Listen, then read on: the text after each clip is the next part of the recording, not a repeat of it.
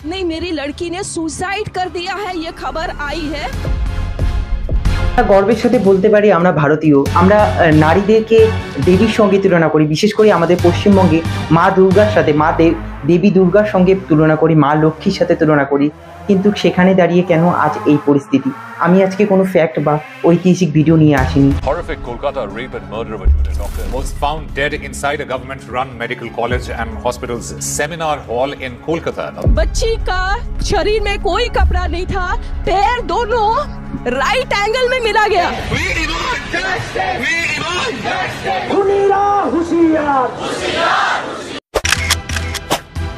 এই ভিডিওটি সম্পূর্ণ একটি নিরপেক্ষ হলেও কোনো রাজনৈতিক দলকে সমর্থন করে না।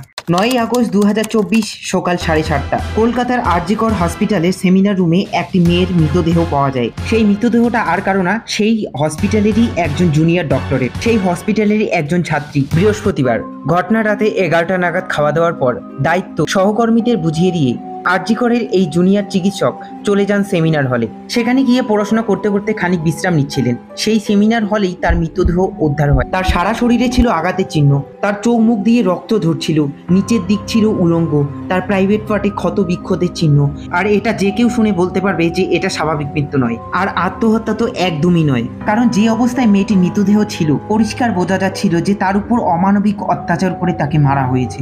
কিন্তু এই ঘটনার পর পরিবারকে জানানো হয়েছে তার মেয়ে আত্মহত্যা করেছে। এমনকি এমনটাও দাবি করা হয় পুলিশও শুরুর দিকে এই বিষয়টাকে আত্মহত্যা বলে ধামাচাপা দেওয়ার চেষ্টা করেছে। আরজি কর মেডিকেল কলেজের chest medicine HOD Arunava Dutta Chowdhury দাবি করেছেন সেমিনার হলে আগেই বন্ধ করে দেওয়া হয়েছিল। তার দাবির পর নতুন করে তৈরি হলো রহস্য। চেস্ট মেডিসিন বিভাগের প্রধান বুধবার দাবি করেন ঘটনার দিন সন্ধ্যার বন্ধ করে দেওয়া হয়েছিল সেমিনারের রুমের দরজা। ওই সেমিনার হলে মাঝে মধ্যে ক্লাস নেওয়া হয়, ঘটনার দিনেও নেওয়া হয়েছিল ক্লাস।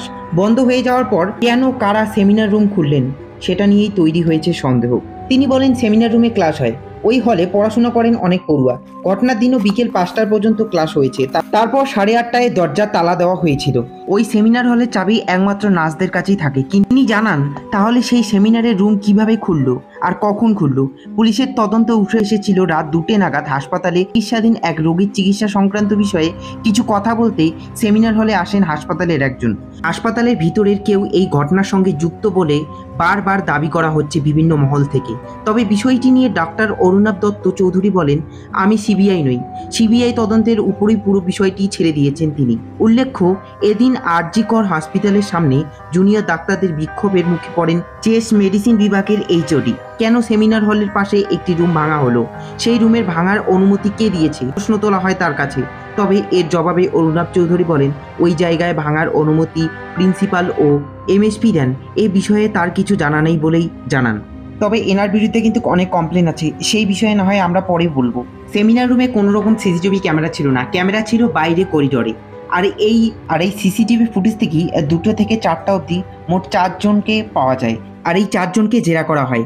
4 জনকে জেরা করার পরে 3 জন তারা জানিয়ে দেয় যে তারা রোগীর পরিবারের লোক, আর তাদের কথা সাপেক্ষে একদম ঠিক। কিন্তু এই 4 জনের মধ্যে একজন ছিল যার নাম সঞ্জয় রয়। তার কথার মধ্যে কোনো যুক্তি পায় না। ভোর 4টার দিকে সে সেমিনারের রুমে ঢুকে আর 4:45-এর দিকে সেমিনার রুম থেকে বেরিয়ে আসে। সে যখন ঢোকে তার গলায় ছিল একটা হেডফোন, কিন্তু যখন বেরিয়ে আসে তার গলায় কোনো হেডফোন ছিল না। আর এই হেডফোনটাই পাওয়া যায় অভয়ার ডেড বডির কাছে। আর সেই ব্লুটুথ কানেক্ট হয় সঞ্জয় রায়ের মোবাইলের সাথে। আর পুলিশ এভাবেই কনফার্ম হয় যে এই ধর্ষণ ও খুন করেছে এই সঞ্জয় রায়। কিন্তু প্রশ্ন হচ্ছে এই সঞ্জয় রায় কে? এই সঞ্জয় রায় হচ্ছে কলকাতা পুলিশের একজন সিভিক ভলেন্টিয়ার। প্রশ্ন আসতেই পারে যে সিভিক ভলেন্টিয়ারের কাজ তো ট্রাফিক সামলানো, তাহলে হসপিটালে কি করছে আর কিভাবেই বা আসলো? তিনি সিভিক ভলেন্টিয়ার হলেও কিন্তু তিনি কোনো ডিউটি করেনি। তিনি নেতা মন্ত্রী ধরে তিনি ট্রান্সফার নেয় ওয়েলফেয়ার ডিপার্টমেন্টে। আর তখন থেকেই কিন্তু এই হসপিটালে তার যাতায়াত। সে এখানে বিভিন্ন পেশেন্টকে অ্যাডমিট করাতো। আর এই কারণে কিন্তু কার কখন ডিউটি, কার নাইট শিফটি, কার ডে শিফটি সব কিছু কিন্তু জানতো। অলি গলি সব কিছু জানা ছিল তার।